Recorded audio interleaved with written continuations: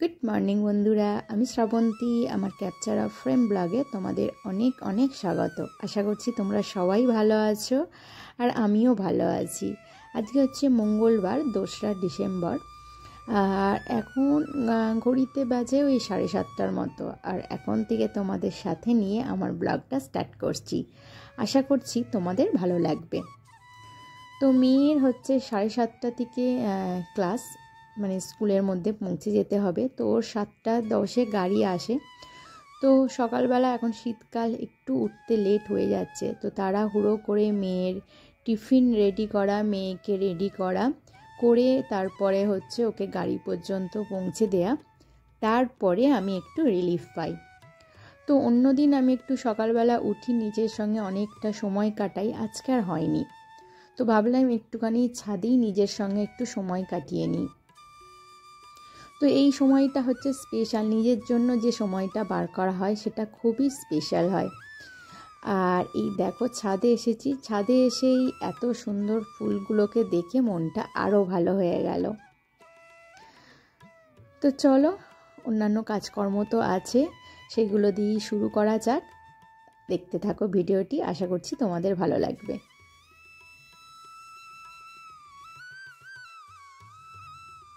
তো ওয়াটার বোতলে যখন জল খাওয়া হয় একটু একটু গায়ে জল লেগে থাকে, আর ওই জলগুলো না মুছে নিলে না জং ধরতে থাকে। তাই হচ্ছে ওয়াটার বোতলগুলোর গাগুলো একটুখানি পরিষ্কার করে পরিষ্কার টাওয়াল দিয়ে মুছে নিলাম।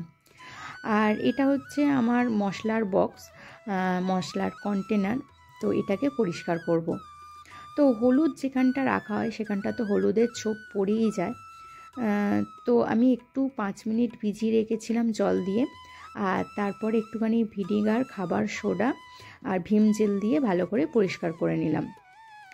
তো হলুদের দাগটা ওঠেনি, কিন্তু এই যে ভিনিগার আর এই যে তোমার খাবার সোডা দিলাম, এর ফলে কিন্তু অনেক গ্লেজটা বেড়ে গেছে, কন্টেনারটার অনেকটা চকচকে হয়ে গেছে। তো বেশ কিছুক্ষণ আমি এমনি রেখে দিয়েছিলাম পাখার তলাতে। আর শুকিয়ে যাওয়ার পরেই আমি মশলা ঢেলে নিচ্ছি, কারণ মশলার কন্টেনার কিন্তু একেবারেই ফাঁকা রাখলে চলবে না। কিছুক্ষণ পরেই রান্না বান্না শুরু হবে, তখন আবার লাগবে। তো সেই মুহূর্তে আবার তাড়াহুড়ো করতে হবে, তাই এই কাজটাকে আগে করে নিলাম, যাতে সেই সময় না অসুবিধায় পড়তে হয়। আর একটা জায়গায় আমি ধনিয়া গুঁড়ো রাখতাম, রিসেন্টলি আমি আর ধনিয়া গুঁড়ো রাখছি না। খুব প্রয়োজন পড়লে আমি ধনিয়া পেস্ট করে নিচ্ছি, গোটা ধনিয়া রেখে দিয়েছি। তো এই জায়গাটা ফাঁকা, তো ভাবলাম এই জায়গাটায় তেজপাতা রেখে দেওয়া যাক, কারণ তেজপাতা ভীষণ ফোড়ন দিতে লাগে। আর আলাদা জায়গা রাখলে সেই আলাদা জায়গাটায় আবার খুলে দিতে হয়। তো ভাবলাম এই জায়গাটা কেন ফাঁকা রেখে দেব। তো এই জায়গার মধ্যে ছোট ছোট করে তেজপাতা কেটে রেখে দিচ্ছি, এতে আমার অনেক সুবিধা হবে। আর কর্নফ্লাওয়ারটাও ঢেলে নিলাম। বড় প্যাকেট আনতে বলেছিলাম, কিন্তু কর্তামশাই ছোট প্যাকেট এনেছে। আর মশলার জায়গা ঢালতে গিয়ে মশলা কিছুটা পড়ে গিয়েছিল, তাই টেবিলটা একটু মুছে নিলাম। এই হচ্ছে আমাদের নিউ অতিথি, নতুন মেম্বার। বললাম আগের দিন অর্ডার দিতে গিয়েছিলাম, আর সেই মালটাই এসে গেছে। একটা শোকেসের অর্ডার দিয়েছিলাম, তো এই যে বাড়িতে দিতে চলে এসেছে। তো এর মাঝখানে কিন্তু অনেকটা সময় আমি কাটিয়ে ফেলেছি, বাসি কাজকর্মগুলো সেরে ফেলেছি। আর মোটামুটি এখন হচ্ছে ওই 9টার মতো বাজে। তো আমাকে ফোন করেছিল যে এখন কি মালটা পাঠিয়ে দেব। তো আমি বলেছিলাম হ্যাঁ পাঠিয়ে দিন। তো কিছুক্ষণের মধ্যেই মালটা এসে গেছে। আর এই যে আমার হোমমেড যে ক্লেনজারটা তৈরি করে রাখি, তো সেটাই এখন তৈরি করে নিচ্ছি, কারণ শেষ হয়ে গিয়েছিল। কিছুই না, একটুখানি ভিম জেল, একটুখানি ভিনিগার আর খাবার সোডা আর ভর্তি করে জল ভরে নেব। তো এটাই আমার হচ্ছে হোমমেড ক্লেনজার। তো হোমমেড ক্লেনজারটা রেডি করার পর বাসি কাজকর্ম তো আগেই সেরে ফেলেছিলাম, জামা কাপড়গুলো শুকাতে দেওয়া হয়ে গেছে, আর পুজোটাও সারা হয়ে গেছে। তো চলো এবারে হচ্ছে কর্তামশাইয়ের জন্য ব্রেকফাস্ট বানাবো। তো আজকে একটা নিউ রেসিপি বানাবো, হোমমেড, একেবারে বলতে পারো 1 পট মিল। আর হচ্ছে একদম টিফিনের জন্য একেবারে পারফেক্ট, কারণ এর মধ্যে সমস্ত কিছু আছে। তো তার জন্য আমি কয়েকটা আলু নিয়ে নিয়েছি, 6 পিসের মতো। আলু আর সয়াবিন একসঙ্গে একটুখানি সিদ্ধ করে নিচ্ছি 5 মিনিটের মতো। আর সিদ্ধ হয়ে গেলে ওইগুলো এবারে ঠান্ডা জলের মধ্যে দিয়ে দেব, যাতে খুব তাড়াতাড়ি ঠান্ডা হয়ে যায়। আর তার আগে আমি একটা মাপ করে হচ্ছে চালটা নিলাম, ধুয়ে এখন জল দিয়ে রেখে দেব। চাল হচ্ছে ঘরোয়া চালেরও করা যায়, মানে রেগুলার যে চাল খাওয়া হয় বাসমতি চালেরও করা যায়, আবার গোবিন্দভোগ চালেরও করা যায়। আমি এখানে বাসমতি চালটা নিয়েছি, তো মাপ করে নিলাম, কারণ সেই পরিমাণ জল দিতে হবে, তাই মাপটা খুব জরুরি। আমি এখানে 250 গ্রামের মতো নিয়েছি, আর সেই জন্য বাটিতে মেপে নিলাম কতটা পরিমাণ। এখন ধুয়ে রেখে দিলাম, কারণ ধুয়ে রেখে দিলে খুব তাড়াতাড়ি চালটা সিদ্ধ হয়ে যায়। আর আলু যেহেতু আমি একটুখানি সোয়াবিনের সঙ্গে 5 মিনিট সিদ্ধ করে নিয়েছি, আবার জলে সিদ্ধ হবে, তো তাহলে মানে খুব তাড়াতাড়ি আলুটা সিদ্ধ হয়ে যাবে, মানে দুভাবে সিদ্ধ করার এই একটা সুবিধা। তো আমি ওখানে আলুটাকে একটুখানি ভেজে নিলাম নুন আর হলুদ দিয়ে, আর ওই তেলের মধ্যেই আমি সোয়াবিনটাকেও ভেজে নিয়েছি।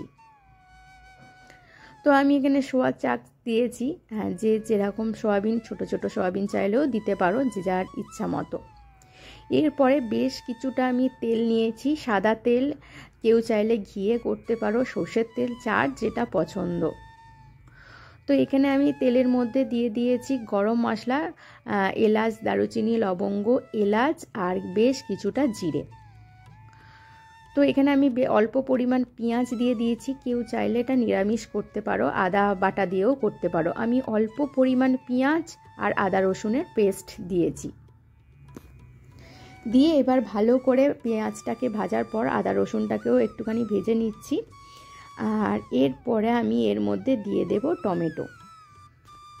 এটা মূলত কর্ণাটক, মহারাষ্ট্রে এই ধরনের খাবারগুলো খাওয়া হয়, তো আমার ভীষণ পছন্দ হয়েছে, আর কর্তামশাইয়েরও ভীষণ পছন্দ হয়েছে। তো খাবারটা খাওয়ার পরে তো আমরা ভিডিওটা দিচ্ছি, এত দারুণ টেস্ট হয়েছিল, মানে কি বলবো। এরকম 1 পট মিল খুব চটজলদিও বানানো যায়, অনেকটা তেহারির মতো। তো এখানে আমি ছোট সাইজের 2টো টমেটো দিয়েছি, লবণ দিয়ে দিলাম, আর এর মধ্যে মূলত দিয়েছি হলুদ গুঁড়ো, জিরে গুঁড়ো, কেউ চাইলে ধনিয়া গুঁড়ো দিতে পারো, আর দিয়েছি গোলমরিচ গুঁড়ো। কেউ আধ ভাঙা গোলমরিচ গুঁড়ো দেয়, আবার কেউ আবার হচ্ছে পুরো ফাইন পেস্ট করাও দিতে পারে। আর দিয়ে দিলাম গরম মশলা, দিয়ে সমস্ত কিছু ভালো করে নেড়ে চেড়ে একেবারে মশলাটাকে কষিয়ে নেব। তো মশলা আমার কিন্তু একেবারে কষানো হয়ে গেছে, আর মশলা ছেড়ে তেলও বেরিয়ে গেছে। তো আর একটু টমেটোটাকে একেবারে মিশিয়ে নেব, তাহলে টেস্টটা আরও ভালো বেরোবে। তো এর মধ্যে এবারে আমি যে আলু আর সয়াবিনটা ভেজে রেখেছি সেটা দিয়ে দেব। সয়াবিন আর আলুটা একটু মশলার সঙ্গে মিশিয়ে নেওয়ার পর যে চালটা ভিজিয়ে রেখেছিলাম, সেই চালটাই হচ্ছে জল ছেঁকে তুলে দিচ্ছি। এবার একটু ভালো করে মিশিয়ে নেব। এর মধ্যে স্বাদ মতো লবণ, অল্প সামান্য চিনি দেব, আর হচ্ছে যত বাটি আমি চাল নিয়েছি তার ডবল পরিমাণ গরম জল দিয়েছি, আর আধ বাটি বেশি দিয়েছি, মানে আমি এখানে 1 বাটি চাল নিয়েছিলাম, 2 বাটি গরম জল আরও হাফ বাটি দিয়ে দিয়েছি। এবারে স্বাদ মতো যা যা লাগে সেগুলো দিয়ে দিলাম। এর মধ্যে দেব একটু হচ্ছে কাঁচা লঙ্কা, কারণ আমি ঝাল হিসাবে কিন্তু কোনো রকম গুঁড়ো লঙ্কা ইউজ করিনি। আর দেব হচ্ছে বেশ ধনিয়া পাতা, ধনিয়া পাতাটা অবশ্যই দেব, কারণ হচ্ছে ধনিয়া পাতার যে সুন্দর গন্ধ আছে এর সঙ্গে মিশে কিন্তু ভালো লাগবে। এটা 1 পট মিল, এর সঙ্গে আর কিছু লাগবে না। কর্তামশাইয়ের টিফিনের জন্য একেবারে পারফেক্ট, ভীষণ পছন্দ করেছিল এই খাবারটা। আর এরকম মানে লাঞ্চে যদি মানে হাজব্যান্ডদের দেয়া যায়, হাজব্যান্ডরা কিন্তু ভীষণ খুশি হবে। আর যে চালই নাও একটু ভালো পরিমাণ চালের কোয়ালিটি হলে কিন্তু খেতে দারুণ টেস্ট হবে। এখানে আমি 5 মিনিট হচ্ছে জোরে জোরে জাল দিয়ে নিয়েছি, আর তারপরে এবারে জলটা অনেকটাই শুকিয়ে গেছে, একটু ওলট পালট করে কতটা সিদ্ধ হয়েছে আমি দেখে নিলাম। এবারে একেবারে লো ফ্লেমে আরও 5 মিনিট রেখে দেবো, 5 থেকে 10 মিনিট। তারপরে একটুখানি ওপর থেকে ঘি ছড়িয়ে দিলেই কিন্তু পুরো খাবারটা কিন্তু রেডি হয়ে যাবে।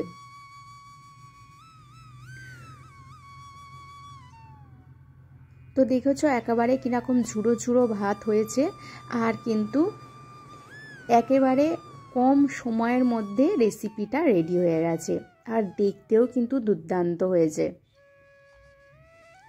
তো চলো এবারে কর্তামশাইয়ের লাঞ্চ প্যাকটা করে দিতে হবে। কর্তামশাই তো ক্যামেরার সামনে একদমই আসতে চায় না। আর এরপরে আমি দুপুরের খাবারটা রেডি করে ফেলছি। দুপুরের খাবারে করেছিলাম একটুখানি ডাল, টমেটোর, আর এটা হচ্ছে পেঁয়াজ ভেজে এর মধ্যে আদা রসুনের পেস্ট, কাজু কিশমিশের পেস্ট দিয়েছি, কাজু নয়, এটা হচ্ছে আমি কাতলা কালিয়া করছি। তো তার জন্য আমি এখানে হচ্ছে আদা রসুনের পেস্ট, আর তার সঙ্গে আমি দিয়েছি একটুখানি কিশমিশ, আর দিয়েছি লঙ্কা, হলুদ, একটুখানি জিরে গুঁড়ো, সমস্ত কিছু মিশিয়ে নিয়ে এর মধ্যে স্বাদ মতো লবণ দিয়ে দিয়েছি। এবার জল দিয়ে কাতলা মাছগুলোকে ভেজে রেখে দিয়েছিলাম তুলে দিয়েছি।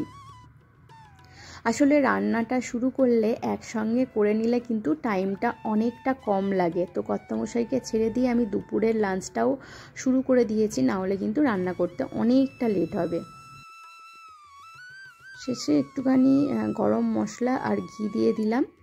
আর এবারে একেবারে আর করেছিলাম নোটে শাক, আর নোটে শাক, আলু, কুমড়ো আর একটু উচ্ছে দিয়ে তেঁতো শাক আর বড়িগুলো ভেজে রেখে দিয়েছিলাম, শেষে গুঁড়ো করে মিশিয়ে নিলাম।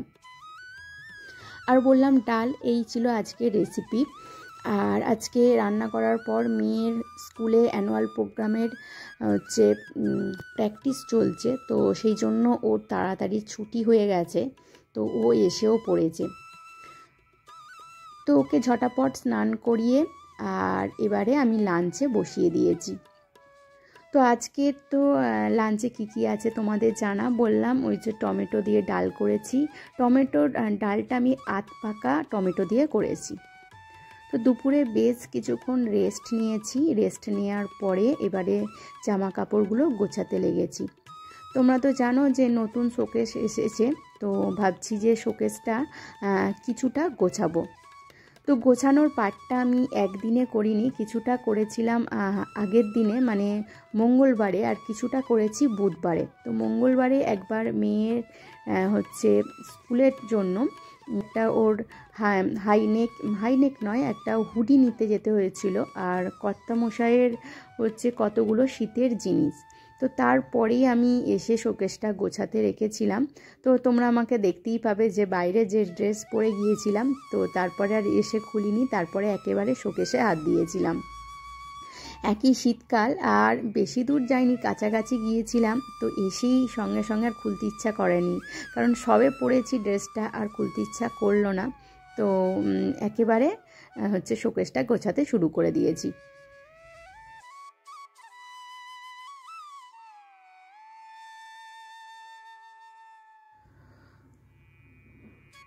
তো প্রথমে আমি ভালো করে শোকেসটাকে একটা হচ্ছে টাওয়ালের সাহায্যে মুছে নিয়েছি। আর হচ্ছে এরপরে আমার ঘরের মধ্যেই ছিল এই ড্রয়ার ম্যাটটা। এটা আমি ফ্রিজের জন্য কিনেছিলাম, কিন্তু ফ্রিজে আমার লাগানো হয়নি। তো এখন আমি ওইখানে একটু মাপ করে দেখে নিচ্ছি, আর এরপরে আমি স্কেলের সাহায্যে মাপ করে করে কেটে নেব কতটা কি লাগছে। তো আমার মনে হচ্ছে না এই ম্যাটটাতে পুরোটা হবে, তো যাই হোক আরও একটা অর্ডার দিতে হবে। এই ম্যাটটা খুব সুন্দর একটা ম্যাট, সামনের দিকে প্লেন যেটা উপরে থাকবে, আর পিছনের দিকটা একটু টিপ টিপ খাঁচ কাটা টাইপের আছে, যেটা এক জায়গায় বসে যাবে। তো দেখলাম এটা খুব একটা শর্ট ছিল না। তো শোকেসের জন্য আমি কোনো কিছু অর্গানাইজার অর্ডার করব না, আমার যা ঘরে আছে একেবারে নো কস্ট অর্গানাইজার দিয়েই আমি শোকেসটাকে সাজাবো। তারপরে আমি দেখব যে প্রয়োজন অনুসারে কোথায় কি লাগছে, তারপরে আমি অর্ডার দেবো। কারণ আমি চাই না যে এই ভাড়া বাড়িতে মানে এক্সট্রা জিনিসপত্র জমা হোক। মানে আমি চাইছি যে যে জিনিসটা আমি কিনবো সেটা যেন আমার কোনো রকম মনে না হয় যে এটা আমি কিনে ঠকেছি বা এটা আমার এই শোকেসের জন্য কাজে লাগছে না। যতটুকু মানে প্রয়োজন আমি ঠিক ততটুকুই এখানে অর্গানাইজ করে রাখবো। তো দেখতেই পাচ্ছ আমার মেয়ে একটা থাকে ওর বইপত্র রেখেছে, আর একটা থাকে ওর যত পেন্সিল বক্স ছিল আর হচ্ছে পেন্সিল র্যাক, তো সেইগুলো অর্গানাইজ করে রেখেছে। তো ও বাচ্চা মানুষ, ও অর্গানাইজ করে রেখেছে রাখুক, কারণ ওদের আনন্দটাই বেশি আনন্দ। তো ছোটোবেলায় আনন্দগুলো প্রকাশ পায়, বড় হলে কিন্তু এই আনন্দগুলো আর প্রকাশ পাবে না। হয়তো বড় হলে আমার কাছে নাও থাকতে পারে, দূরে পড়াশোনা করতে পারে, আবার কাছেও থাকতে পারে। তো তোমাদের একবার দেখাচ্ছি যে আমি যেখানে জামা কাপড়টা রাখি সেখানে কি অবস্থা। তো আমাকে এই ধরনের জিনিস কিনতেই হতো, কারণ এইভাবে আর কতদিন চলবে। প্রায় ভাড়া বাড়িতে 7-8 মাসের মতো এসে গেছি, তো মানে কিনবো করে কেনাই হয়নি। তো এটা ছিল আমার একটা রানার, যে টেবিল রানার। তো সেই রানারটা আমার এখন কাজে লাগছিল না, তো সেই টেবিল রানারটাই এখানে পেতে দিয়েছি। আর এরপরে এর মাথাটায় হচ্ছে আমরা নিয়েছি এরকম ধরনের যাতে টিভি রাখতে পারি। এখন তো টিভি নেই, তো এখন জিনিসপত্র অর্গানাইজ করে রাখবো।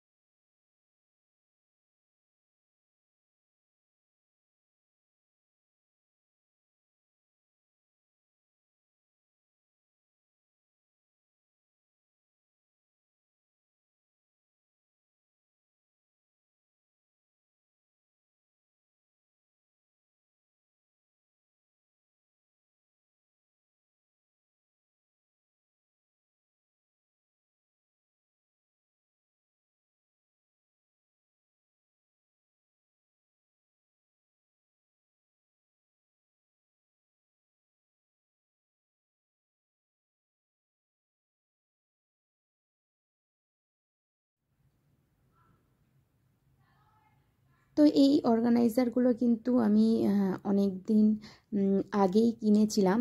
আর কিছু হচ্ছে আমার মানে কোনো জিনিস কেনা হয়েছে তার বক্স থেকে গেছে, সেইগুলো দিয়েই সুন্দর করে সাজানো রয়ে গেছে। তো মোটামুটি এরকমভাবেই আমি অর্গানাইজ করে নিলাম শোকেসটার মাথাটা। আর হচ্ছে এই যে ছোট ছোট বক্সগুলো দেখতে পাচ্ছ, এইগুলো আমি অনেক দিন আগে কিনেছিলাম। তো এইগুলো যখন আমি ভাড়া বাড়িতে এসেছি তখন এগুলো নিয়ে এসেছিলাম, কারণ জানি অনেক ছোট ছোট জিনিস রাখতে এগুলো খুব কাজে লাগবে। তো এই সামনেরটাই আমি বেশ কিছু ছোট ছোট মেয়ের পেন্সিল, তো তারপরে হচ্ছে ওই প্রচুর জিনিসপত্র লাগে মধ্যে হচ্ছে, তো দেখো আমি ওই জানালাটাই সমস্ত সামনে রেখেছিলাম। তো এখন আমি এখানে সুন্দর করে সাজিয়ে রাখবো।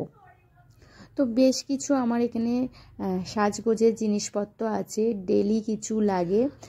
তারপরে মেয়ের যে গরমকালে ইউজ হয় পাউডার, আমার হচ্ছে বক্সের মধ্যে পড়ে আছে। তারপরে হচ্ছে পাউডারটাও শোকেসের মধ্যে সুন্দর করে সাজিয়ে দেব। তো তারটা এদিক থেকে বেরিয়েছিল বলে অনেকটা দেখতে বিচ্ছিরি লাগছিল, তো সেই জন্যই ওদিকটা পিছনের দিকটা একটুখানি হাইট করে দিলাম। আর এই শোকেসের মাথাটায় যাতে ধুলো না পড়ে একটা টাওয়াল, একটু বড় ধরনের টাওয়াল মাথাটায় দিয়ে দিলাম, কারণ ধুলো পড়লে ওটা তুলে নিয়ে কাচতে অনেকটা সুবিধা হবে। তো বন্ধুরা, আজকের ভিডিও এই পর্যন্ত।